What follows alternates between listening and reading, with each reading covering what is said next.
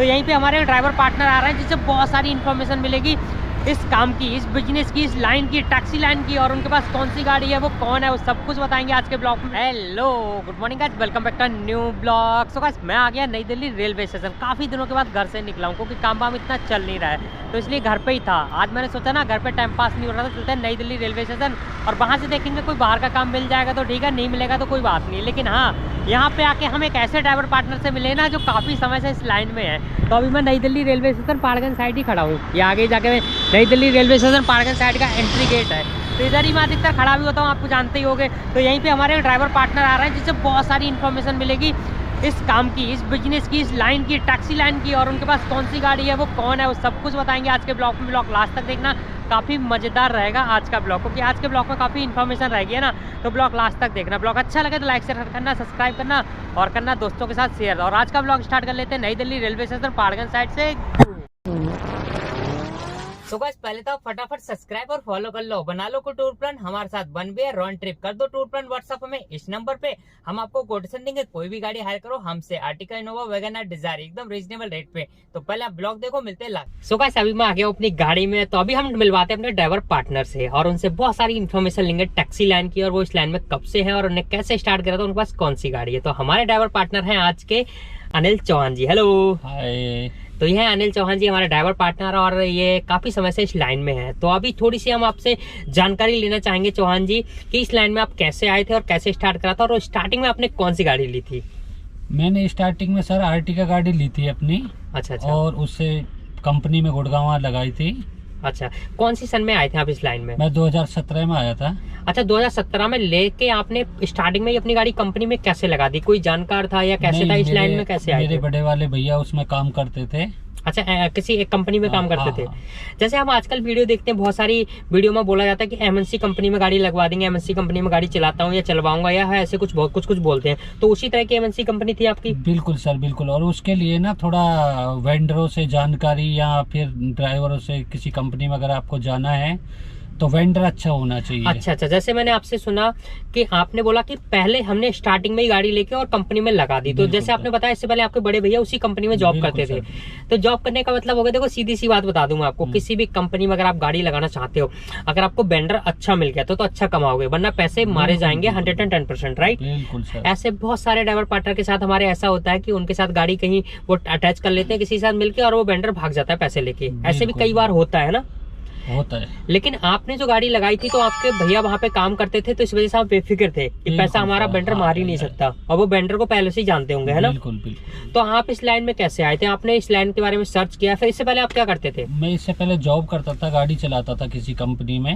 अच्छा, मतलब ड्राइविंग की ही जॉब करते थे। बिल्कुल बिल्कुल। और आपने 2017 में गाड़ी ली थी जैसे मुझे बताया, है ना। 2008 से 17 तक मैंने ड्राइवरिंग की। अच्छा, किसी कंपनी में। ओके। उसके बाद मेरे को नॉलेज तो खैर पहले से ही थी ड्राइविंग लाइन की। अच्छा। और टैक्सी लाइन में तो भाई को नॉलेज थी, तो उन्होंने अब साथ दिया, तो इस वजह से मैं टैक्सी लाइन में आया। और मैंने स्टार्टिंग में अपनी आर्टिका गाड़ी ली। जो आपने आर्टिका गाड़ी ली थी वो कमर्शियल गाड़ी ली थी। कमर्शियल गाड़ी 2017 में न्यू गाड़ी निकाली थी। न्यू गाड़ी निकाली थी। ओके। तो अभी आपने स्टार्टिंग में लगाई कंपनी में गाड़ी, तो कंपनी में आप एक दिन में कितना काम कर लेते थे। मैं एक दिन में वही होता था 2,500 से 3,000 रुपए काम हो जाता था कंपनी के अंदर भी। अच्छा, समथिंग टाइम कितना लग जाता होगा। 10 से 12 घंटे। अच्छा, 10 से 12 घंटे में 2,500 से 3,000 तक का काम हो जाता था। बिल्कुल, 3,000 तक का पहुंच जाता था कभी कभी। ऐसा कोई कंपनी में काम फिक्स नहीं होता है। अगर मैं आपको बताना चाहूँ तो कंपनी में जो होता है ना, रूट मिलते हैं। रूट पे क्या होता है कि एक दिन में 3 रूट मिल गया, 4 रूट मिल गया, तो उस हिसाब से काम होता है। लेकिन हाँ, काम मिलेगा, कभी कम कभी ज्यादा, है ना, ऐसा ही है। लेकिन आजकल मैं हवा में सुनता हूँ, काफी लोग कहते हैं कि कंपनी में 10 लाख का काम है, 5 लाख का काम है, 3 लाख का काम है, इतने का काम है, उतने का काम है। तो ऐसा क्या है। नहीं, ऐसा कुछ नहीं है। ऐसा कुछ नहीं है ना। नहीं। देखो, मैं एक चीज बता दूं आपको, अगर जैसे आप किसी कंपनी में गाड़ी कम है और वेंडर वो अच्छा है, तो अच्छा वेंडर का मतलब हो गया कि कम गाड़ी होना और काम ज्यादा मिलना। देखो, दिल्ली एनसीआर के अंदर मुझे जहां तक पता है, एस्टिमेटेड बता रहा हूँ, 4.5 लाख से 5 लाख गाड़ियां हैं। तो अब एक बंदा उसमें से 10 या 20 या 50 गाड़ी अच्छा पैसा कमा रही है, रोज का 5,000 6,000 का काम कर रही है किसी कंपनी में, किसी अच्छे वेंडर के साथ में। तो ऐसा नहीं कि दिल्ली की 4.5 लाख गाड़ियां 5,000 6,000 का काम कर रही है ना, बिल्कुल सर, ऐसा नहीं है ना। इसीलिए हम बता रहे हैं, जैसे अनिल जी ने बताया कि हम पर डे का 3000 का काम करते थे, तो 3000 का काम हर गाड़ी नहीं कर रही है। किसी का 3500 का हो रहा है, किसी का 2500 का हो रहा है, किसी का कितने का हो रहा है। तो एमएनसी कंपनी में जो बताया जाता है कि 1 लाख का काम है, 1.5 लाख का काम है, 2 लाख का काम है, तो ऐसा बिल्कुल भी नहीं है, हर कंपनी में नहीं है। अगर कोई आपको बता रहा है कि हाँ 1 लाख 1.5 लाख का काम है किसी एमएनसी कंपनी में, तो आप उसके जानकारी लो और उनसे पता करो और उसके बारे में इंक्वायरी करोगे तो आपके सामने आ जाएगा रिजल्ट। अगर आप थोड़ी सी इस लाइन से नॉलेज रखते हो तो कौन सच बोल रहा है, कौन झूठ बोल रहा है, आपको सब कुछ पता लग जाएगा, है ना। इस काम के बारे में सर यही है कि नॉलेज होना बहुत जरूरी है, वरना आपका पैसा डूबेगा। बिल्कुल बिल्कुल बिल्कुल। देखो, फेंकने वाले, झूठ बोलने वाले बहुत लोग हैं, फ्रॉड करने वाले। अगर मैं बोलूँ आपकी गाड़ी में एमएनसी कंपनी में लगा दूंगा और महीने का 1.5 लाख का काम दूंगा, तो आप आइए मेरे पास। ये एग्जाम्पल बोल रहा हूँ, इसको सच मत ले लेना। अगर मैंने बोला कि 1.5 लाख का काम है तो आप आइए मेरे साथ, मैं आपको प्रूफ कराऊंगा कि इस तरह से काम होगा, तो फिर ठीक है लगा दीजिए गाड़ी और पैसा जेन्युइन तरह से मिल जाए। एक चीज और है, जब शिकारी कबूतर पकड़ता है जाल में या फिर कोई भी शिकारी शिकार करता है, तो पहले मतलब उसमें कुछ ऐसे खाने का बखेरता है, तो उसमें मत आ जाना आप कि जैसे मैंने बोला 1.5 लाख रुपए महीने का काम है, आप आ जाइए, तो आप फंसने वाला काम भी कर रहे हो। आप वहां पे जाओ, अच्छी तरह से इंक्वायरी करो, अगर आपको ठीक लगे तो उसके बाद ही गाड़ी लगाओ। पैसे की तरफ पूरा ध्यान मत दो कि 1.5 लाख का काम है, 2 महीने में मेरी EMI निकल जाएगी, 3 महीने में घर ले लूंगा, 4 महीने में बच्ची की शादी कर दूंगा, 6 महीने में ये कर दूंगा, वो कर दूंगा। तो ये वाला विचार बिल्कुल ना रखें। जहाँ पे जा रहे हैं पूरा ध्यान वहां लगाएं, अच्छे से वहां की इंक्वायरी करें। अगर बंदा 1.5 लाख दे रहा है तो यहाँ पे प्रॉफिट है लगाने में, नहीं ऐसा तो नहीं फ्रॉड हो जाएगा, है ना। वही ना शिकारी पंछी वाला काम ना हो जाए आपके साथ भी, इसलिए ध्यान रखें। कंपनियों में गाड़ी लगाना बहुत ही रिस्की है। रिस्की क्यों है? क्योंकि पैसा वहां पे मर जाता है, पैसा नहीं मिल पाता। और जैसे पहला पेमेंट आता है वो कितने दिन में आ जाता है कंपनी से? 40 दिन में आपकी पेमेंट रोक के चलते हैं वो स्टार्टिंग 40 से 45 दिन का पैसा वो रोक के चलते हैं। बिल्कुल बिल्कुल। अब अगर आप देखो समथिंग अगर आपका महीने का काम अगर किसी भी कंपनी में हम लगाते हैं 70 से 80 हजार का काम है, तो 80 हजार का काम महीने का है, तो 40 से 45 दिन का पैसा अगर आपका रोक के चलते तो 1,20,000 रुपए कंपनी में रुक के चलेगा। आपका फंस गया और गाड़ी हटने के बाद में आपका वो पैसा जल्दी से मिलेगा नहीं, चक्कर काटने पड़ेंगे, बहुत चक्कर काटने पड़ेंगे। तो ये होता है देखो एमएनसी कंपनी का। चलो एमएनसी कंपनी से थोड़ा आगे बढ़ते हैं, काफी सारी जानकारी दी हमने। अगर आपको पसंद आई हो तो अगर कोई भी और इंक्वायरी है तो कमेंट करना। अब आपने एमएनसी कंपनी में कितने दिन गाड़ी चलाई थी?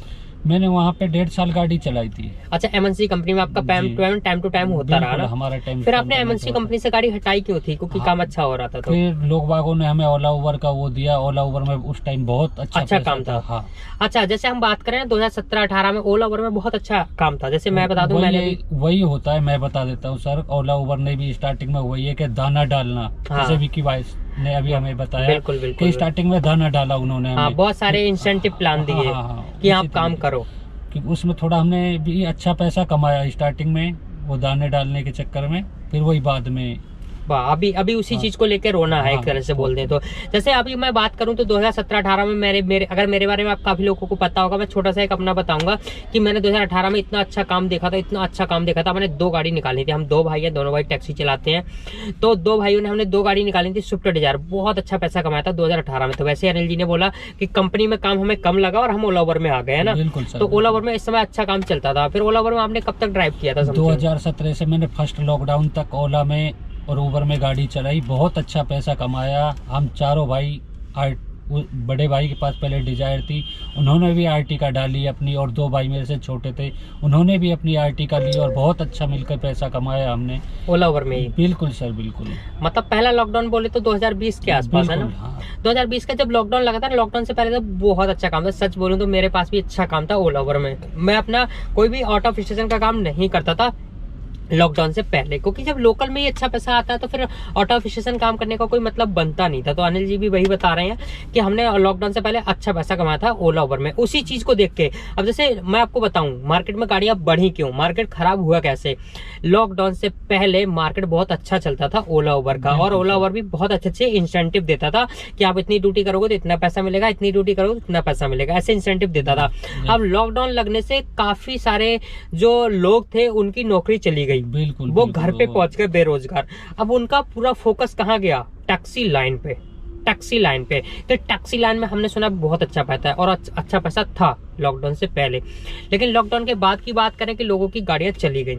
अगर मैं अपनी बात करूं तो मेरी खुद की 2 गाड़ियां बैंक ने खींच ली, क्योंकि देखो जो सेविंग होती है ना, सेविंग होती है केवल घर परिवार के लिए, ना कि अपनी टूटी हुई ईएमआई दें और फिर वो लॉकडाउन में कुछ पता भी नहीं लग पा रहा था। देखो ईएमआई देना चाहिए, लेकिन लॉकडाउन के बाद लॉकडाउन में पता नहीं लग पा रहा था कि कब तक खुलेगा ये, बस 1 दिन 2 दिन 10 दिन 1 महीना ऐसे चलता जा रहा था। तो अपने पास से मैंने तकरीबन 4 ईएमआई भरी थी, 4 महीने तक गाड़ी घर खड़ी रखी थी, 4 महीने तक सेविंग से अपनी ईएमआई दी। लेकिन घर की सब लोगों ने डिसाइड किया कि इन गाड़ियों को बचाना सेफ नहीं है, क्योंकि सेविंग हमारी सब खराब हो रही थी। तो हमने सोचा बैंक में जमा करते हैं। छीनने का मतलब ये नहीं होगा कि हमसे छीन ली गाड़ियां, फिर हमने डिसाइड किया और वो गाड़ियों को हमने बैंक में जमा कर दिया कि हम ये गाड़ियां नहीं लेना चाहते। उन्होंने गाड़ियां ले ली और आज से हमारा उनका जो लोन था वो क्लोज हो गया, ना वो हमने उनसे कुछ लिया ना उनने हमसे कुछ लिया। तो इस तरह से हमारा क्लोज हो गया। हालांकि छीनी नहीं गई थी, लेकिन ऐसे बोलने में आता है कि गाड़ी हमारी छीन ली गई थी।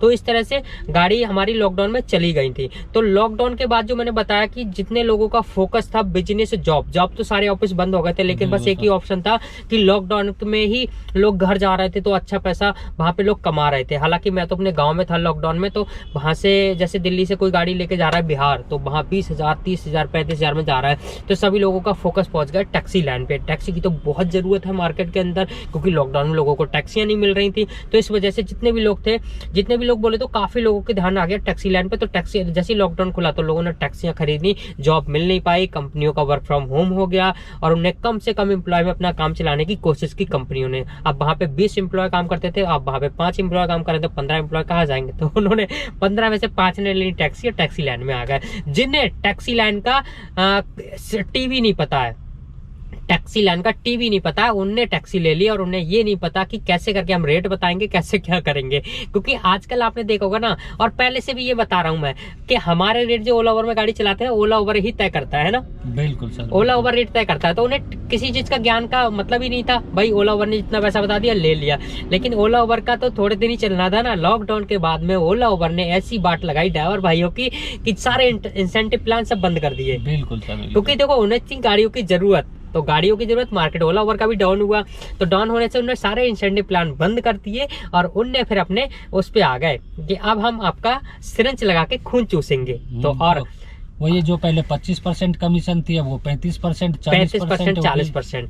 और मैं आपको बता दूं ना, देखो पहले भी जैसे किसी भी आप कस्टमर से पूछोगे तो वो भी ओला उबर से खुश नहीं है, क्योंकि रात में जो टैक्सी 500-600 रुपए में बुक हो जानी चाहिए, वो गाड़ी ओला उबर उनसे चार्ज कर रही है 1500 से 1800 रुपए चार्ज कर रही है। तो कस्टमर को भी यहाँ पे लॉस है और ड्राइवर पार्टनर भी परेशान है, क्योंकि ड्राइवर पार्टनर को उतना पैसा नहीं मिल पाता जितना मिलना चाहिए, क्योंकि वहाँ पे कमीशन उनका बहुत हाई चला जाता है जब सर्च लगाते हैं वो। तो इस वजह से कस्टमर भी परेशान है और ड्राइवर भी परेशान है। अब जो लोग ओला उबर में जिनकी जॉब गई और उन्होंने नया बिजनेस स्टार्ट करा टैक्सी के साथ में, और ओला उबर ने अपने इंसेंटिव प्लान बंद करे, तो देखो जो नए आए हैं वो तो फंस गए बुरी तरह से, क्योंकि उन्हें कुछ भी नहीं पता है। जो पुराने लोग थे तो वो तो अपना काम चला रहे हैं, क्योंकि उन्हें रेट डिसाइड करने आते हैं और रेट के बारे में पता भी है कहाँ का कितना पैसा होना चाहिए, और वो टूर के बारे में भी जानते हैं।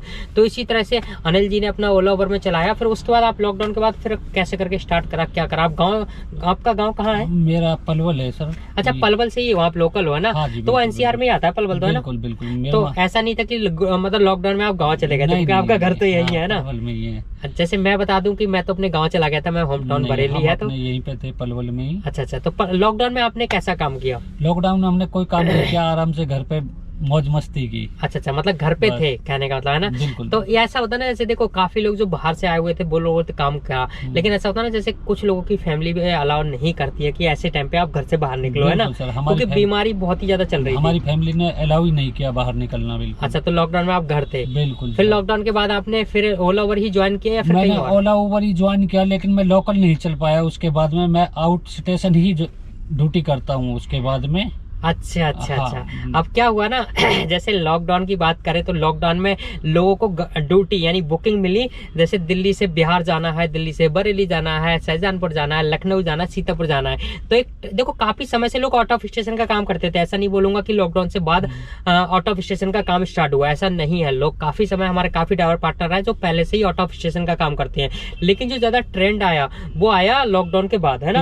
आउट ऑफ स्टेशन का काम स्टार्ट हुआ ज्यादातर। जैसे मैं भी कभी बाहर नहीं जाता था, लेकिन हाँ लॉकडाउन के बाद मैं केवल आउट ऑफ स्टेशन का काम करने लगा, जैसे कि आप भी करने लगे, है ना? बिल्कुल सर, बिल्कुल। तो आउट ऑफ स्टेशन में आप कहाँ जाते हो? जैसे दिल्ली से कितने किलोमीटर तक चले जाते हो? हम ऑल इंडिया चले जाते हैं सर, कोई नहीं है। 4 धाम हो गया अपना, चंडीगढ़, जयपुर, ये हमारे जो रेगुलर है, ये आगरा, मथुरा, वृंदावन हर जगह जाते हैं ना? यही आगरा, मथुरा, वृंदावन, चंडीगढ़, जयपुर, यही ज्यादा होते हैं हमारे। अच्छा। रेगुलर रूट होते हैं जो।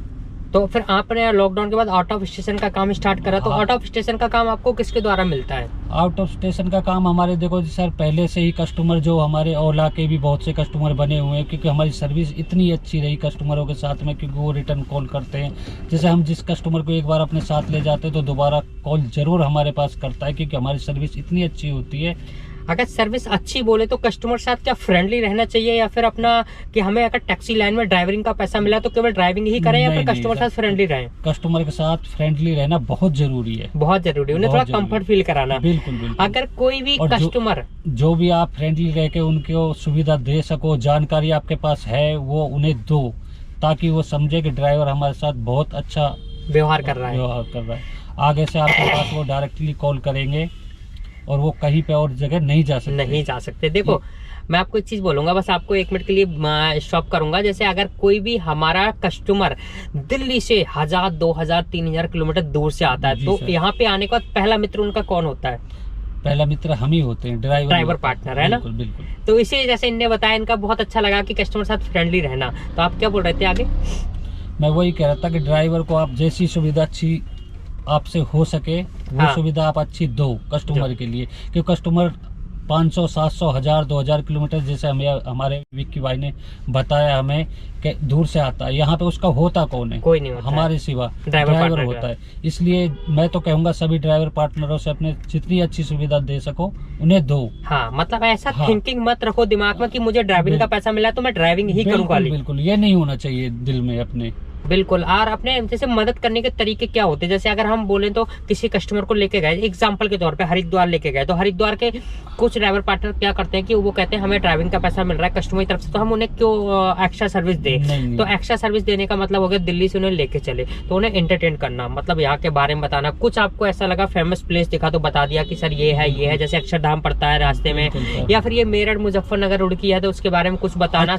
अच्छा, जैसे कि आपको रास्ते में खाने के लिए, लंच के लिए, डिनर के लिए, ब्रेकफास्ट के लिए वो कहते हैं कि अच्छा होटल, जहाँ भी आपको पता है अच्छे होटल पे लगाओ, मतलब रीजनेबल रेट होना चाहिए। हाँ, ज्यादा फ्रॉड नहीं होना चाहिए। कस्टमर को नहीं कटवाना चाहिए अपने अपने कमीशन के चक्कर में। क्या हाँ। होता है, बहुत से ड्राइवर कस्टमर को कटवाते गलत जगह ले जाते हैं। हाँ, बिल्कुल सही ये बात नहीं होना चाहिए। देखो एक रूट होता है, जैसे आप जैसे अनिल जी ने बताया मुझे कि काफी समय से ये लोग आउट ऑफ स्टेशन का काम कर रहे हैं। आउट ऑफ स्टेशन का काम हो गया दिल्ली, हरिद्वार, ऋषिकेश, देहरादून, मसूरी जाते हैं रेगुलर। जब आप रेगुलर जाते हैं तो आपको पता होता है कि कौन सा रेस्टोरेंट कैसा है, कौन सा सही है, कौन सा गलत है।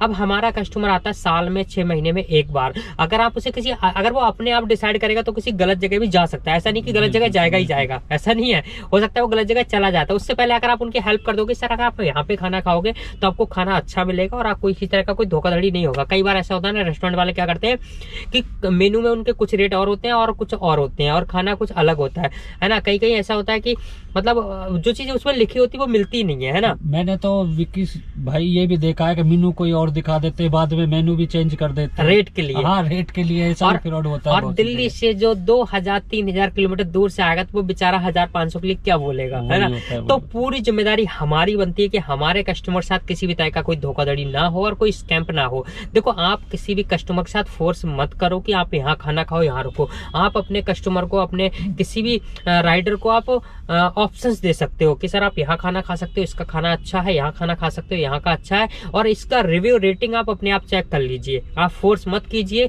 किसी भी कस्टमर को कि खाना सर यही खाना है। हो सकता है उनका कोई फेवरेट रेस्टोरेंट हो या फिर उन्होंने कोई अपना पहले से सर्च करके रखा हो, तो ऐसा भी हो सकता है ना। तो इसलिए आप फोर्स मत करो, ऑप्शंस देते रहो अपने कस्टमर को। अब ये हेल्पिंग वाली बात बता रहा हूँ। हेल्प का मतलब ये है कि अगर उनको नहीं पता, हम वो कहना चाहते हैं विक्की भाई, अगर उनको कस्टमर नया आया है, उनको कुछ नहीं पता, जैसे कि हम यहाँ से हरिद्वार जा रहे हैं, हमें पता है, तो उन्हें नॉलेज दे सकते हैं इस चीज की। बिल्कुल, इसमें आपका कोई नुकसान भी नहीं है। लेकिन हाँ, अगर आपने ये सब कर दिया तो आपका ये सर्विस अच्छा कहलाएगा और कस्टमर मजबूर हो जाएंगे आपका नंबर सेव करने के लिए अपने मोबाइल में, है ना। तो इसी वजह से मार्केट बनती है। अब वहां पे गए तो कहाँ हर की पौड़ी है, कहाँ राम झूला है ऋषिकेश में, कहाँ लक्ष्मण झूला है, कहाँ जानकी ब्रिज है, ये सारी इन्फॉर्मेशन आपको रखनी चाहिए। लेकिन आजकल के ड्राइवर पार्टनर क्या करते हैं, यहाँ से ले गए और वहां पे जाके सो गए और उन्हें मतलब नहीं है कि कस्टमर कहाँ घूम रहे हैं, क्या कह रहे हैं। फिर कहते हैं काम नहीं है, काम दो काम दो। अरे अपने कस्टमर बनाओ ना, किसी से काम कब तक मांगोगे, है ना। ओला उबर से आपने इतने सारे कस्टमर बना सकते हो और इतना सारा काम कर सकते हो, बहुत सारा काम कर सकते हो। लेकिन क्या करें कि वही है ना कि हमें मतलब नहीं है, हमें केवल ड्राइविंग करना है, हमें कस्टमर हमारा कहाँ घूम रहा है हमें उसका बारे में कोई जानकारी है नहीं। तो ये सब गलत है ना। मार्केट बनाने को इसी को कहते हैं कि अगर आप कस्टमर के साथ अच्छा बिहेवियर रखोगे और थोड़ी सी हेल्प कर दोगे, टूर गाइड कर दोगे, तो भाई कस्टमर तो नंबर सेव करेगा, नेक्स्ट टाइम आपको ही बुलाएगा। लेकिन कुछ लोग एटीट्यूड में रहते हैं और कस्टमर से इतने फ्रेंडली नहीं रह पाते, है ना। तो अभी आप आउट ऑफ स्टेशन का लॉकडाउन से बाद में काम कर रहे हो? जी सर।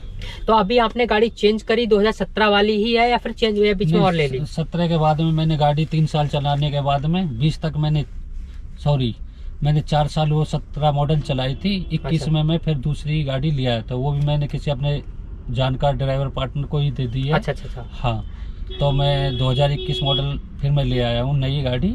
अच्छा। हाँ। तो मतलब अभी आपने 2021 में नई गाड़ी ले ली है ना? उसको केवल मैं आउट ऑफ स्टेशन में ही चलाता हूँ। अच्छा, आउट ऑफ स्टेशन में ही चलाते हो। अभी आपका आउट ऑफ स्टेशन में काम कैसा चलता है? मेरा काम बहुत अच्छा रहता है आउट ऑफ स्टेशन में। तो आपको इधर उधर से काम लेने की जरूरत पड़ जाती है, फिर आपके पास अपना ही इतना काम आ जाता है? मेरे पास अपना ही बहुत काम आ जाता है। मेरे बहुत पास 4 गाड़ी है, तो 4 गाड़ी कभी विक्की भाई खाली नहीं रह पाती। बाई चांस जब काम पूरा मार्केट में नहीं है तो देखो, जब तो सबके पास तो देखो, हर किसी के पास नहीं है तो मेरे पास कभी कोई काम की दिक्कत आती नहीं है। जैसे कि आपने बताया आपके पास इतना काम आ जाता है कि आपकी सभी गाड़ियां चलती रहती हैं। तो अभी मैं आपसे एक चीज और पूछूंगा, जो लोग इस लाइन में आना चाहते हैं या फिर जो लोग ऑलरेडी इस लाइन में पहले से काम कर रहे हैं, वो आर्टिका लेना चाहते हैं, तो फिर उनके लिए आप क्या कहेंगे? देखो विक्की भाई, मैं यही कहूँगा, इसमें सबसे पहले क्या है कि नॉलेज होना बहुत ज़रूरी है।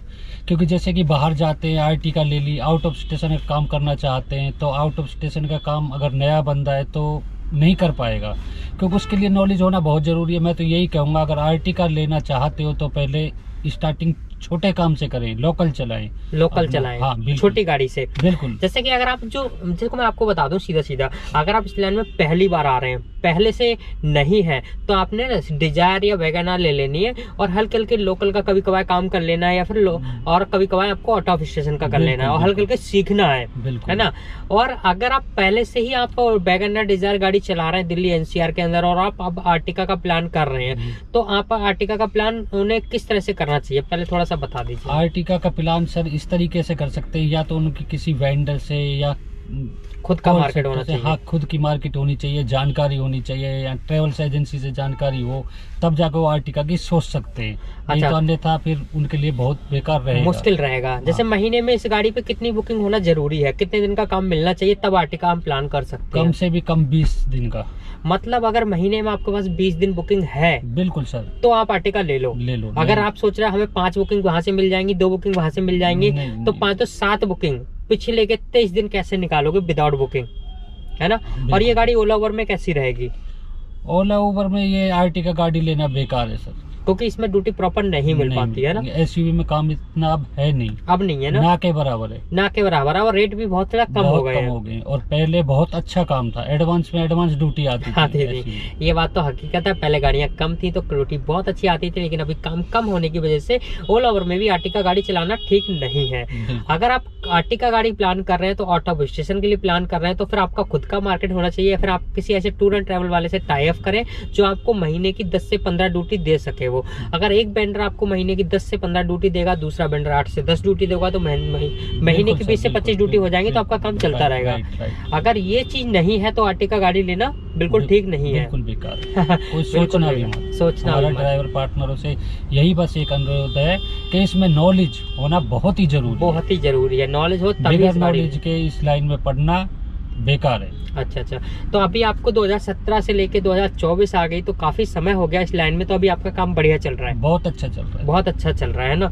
तो इसी तरह से अगर आपको इस लाइन में बहुत ज्यादा समय हो गया तो ठीक है, लेकिन अगर आप किसी कंपनी में जॉब करते हो तो आप इस लाइन में आना चाहते हो, तो बगैर नॉलेज, बगैर इन्फॉर्मेशन, बगैर सर्च के इस लाइन में बिल्कुल ना आए। और आपको हमारी जानकारी ये कैसी लगी प्लीज कमेंट करके बताएं। अगर ऐसी कोई स्टोरी आपके पास है और आप शेयर करना चाहते हो लोगों के साथ में, तो प्लीज कमेंट करके बताओ, हम आपके साथ भी आपकी स्टोरी लोगों तक पहुंचाने की कोशिश करेंगे। तो प्लीज सभी ड्राइवर पार्टनर से रिक्वेस्ट है, किसी भी तरह की इंफॉर्मेशन के लिए हमें हमारे बुकिंग नंबर यानी 941222 नंबर पे कॉल ना करें, क्योंकि ये हमारा टैक्सी बुकिंग नंबर है। टैक्सी बुकिंग हम इस पे सारी एक्सेप्ट करते हैं, हमारे कस्टमर के फोन आते हैं। अगर हमारे कोई भी ड्राइवर पार्टनर किसी भी तरह की इंफॉर्मेशन के लिए हमें इस नंबर पे कॉल करेगा तो हम बुकिंग एक्सेप्ट नहीं कर पाएंगे और हम उनकी कॉल भी पिक नहीं कर पाएंगे अपने कस्टमर की। तो सभी ड्राइवर पार्टनर से रिक्वेस्ट है कि हमारे इस नंबर पे कॉल बिल्कुल ना करें। अगर किसी तरह की इंफॉर्मेशन चाहिए तो प्लीज कमेंट करें, या फिर हमने एक नया नंबर बनाया है अपना ड्राइवर हेल्पलाइन नंबर, तो आप उस पर हमें केवल व्हाट्सअप कर सकते हो, आपकी कॉल नहीं लगेगी। ये चीज़ ध्यान रखें,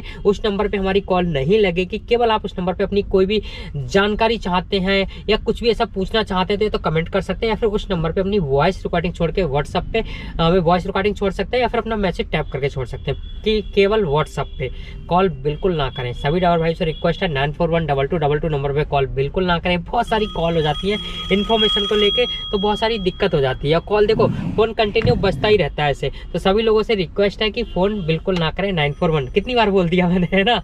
चलो भाई, आज की जानकारी कैसी लगी देखते हैं हमारे नेक्स्ट वीडियो में हमारे कौन रहेंगे ड्राइवर पार्टनर और कैसी रहेगी वीडियो, वो सब बताएंगे नेक्स्ट ब्लॉग में। तो आज का ब्लॉग आपको कैसा लगा प्लीज कमेंट करके बताना। अच्छा लगा हो तो लाइक करना, शेयर करना दोस्तों के साथ में। चैनल अभी तक सब्सक्राइब नहीं किया, सब्सक्राइब कर लो और बेल आइकन दबा दो, जिससे कि आने वाली वीडियो सबसे पहले आपको मिले। तो बस लास्ट में यही बोलेंगे, हंसते रहो, मुस्कुराते रहो, देखते रहो विक्की के blog. Thank you watching this video, bye bye. So guys, देख लिया ब्लॉग कैसा लगा प्लीज कमेंट बॉक्स में जरूर एक प्यारा सा कमेंट करें। अगर आपका भी टूर बन रहा है आगरा, मथुरा, वृंदावन, गोकुल, गोवर्धन, बरसाना, हरिद्वार, ऋषिकेश, देहरादून, मसूरी, शिमला, मनाली, नैनीताल, जयपुर, जोधपुर, पुष्कर, अजमेर, खाटू श्याम, सालासर, मेहंदीपुर, बालाजी, केदारनाथ, बद्रीनाथ, गंगोत्री, यमुनोत्री, कहीं भी घूमना चाहते हैं तो लगा दो हमारा नंबर या फिर कर दो अपना टूर प्लान व्हाट्सएप। मिलते हैं कल एक नए ब्लॉग के साथ में, बाय बाय।